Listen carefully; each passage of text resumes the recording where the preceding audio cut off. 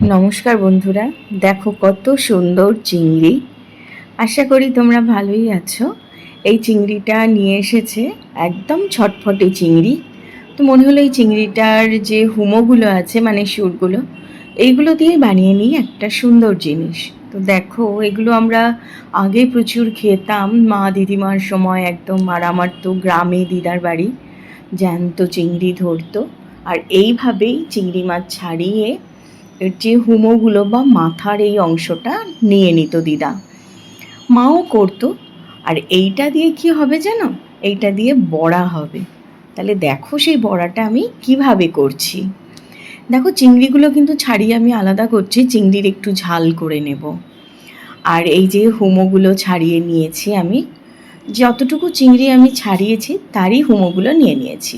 তোমরা ল্যাজটাও, খুব জ্যান্ত হলে ল্যাজটাও নিতে পারো, কিন্তু মাঝখানের খোসাটা নিও না, ওটা কিন্তু ভালো নয় খাওয়া।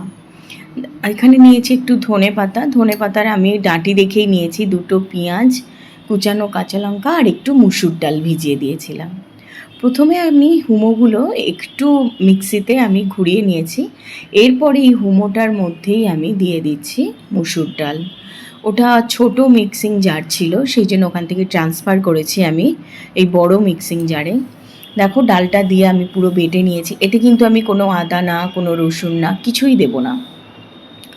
এর মধ্যে দেব সেই দুটো পেঁয়াজ আমি কুচিয়ে নিয়েছিলাম, সেই পেঁয়াজটা দেব, নুন ওটার স্বাদ মতন, আর একটু দেব হলুদ গুঁড়ো, দিয়েছি ধনে পাতা কুচি আর কুচানো কাঁচা লঙ্কাটা, আর দিয়েছি কালো জিরে। কালো জিরেটা ভীষণ ভালো লাগে বড়াতে। এইবারে দিয়ে আমি এই সবটাই খুব ভালো করে মেখে নেব।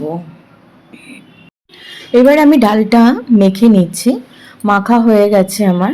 এবারে গ্যাসে কড়া বসিয়ে দিয়েছি, ওর মধ্যে দিয়েছি একটু সর্ষের তেল। সর্ষের তেলটা গরম হয়ে যেতেই আমি সেই যেটা ডালটা আমি মেখে রেখেছিলাম সেটা দেখো এরকম বড়ার আকারে গড়ে নিচ্ছি। এইভাবে আমি সব বড়াগুলোকে তৈরি করে নেব। দেখো যতটা তেলে ধরেছে ততটাই আমি দিয়ে দিয়েছি। বড়াগুলো হয়ে গেছে, আমি একটা পিঠ উল্টে দিয়েছি। এবার আমি সব তুলে নিচ্ছি, এরকম লাল লাল করে ভেজে নিতে হবে। হয়ে গেছে। সত্যি খেতে খুবই অসাধারণ হয়, তোমরা একবার অবশ্যই করে খেয়ে দেখো। তবে জ্যান্ত চিংড়ি হলে তোমরা তবেই এটা করো, খুব খুব ভালো হয়, গরম ভাতের সঙ্গে অসাধারণ লাগে। তো তোমরা অতি অবশ্যই করে খেও এবং খেয়ে বলো কেমন হয়েছে কমেন্টে। সেদিন আমাদের হয়েছে সাদা ভাত, এই তো বড়া ভাজা তো হয়েইছে, আর হয়েছে মাছের ঝাল। আর এই চিংড়ি মাছটা সেই ছাড়িয়ে নিয়েছিলাম, চিংড়ি মাছের ঝাল করে নিয়েছি। মাছটা করেছি আমার ছেলের জন্য, ও চিংড়ি খায় না, বড় ছেলে। ভালো লাগলে লাইক, শেয়ার, কমেন্ট, সাবস্ক্রাইব করো। পাশে থাকা বেল আইকনটি প্রেস করে দিও। আর নেক্সট ভিডিওর জন্য অপেক্ষা করো। Till then, thank you.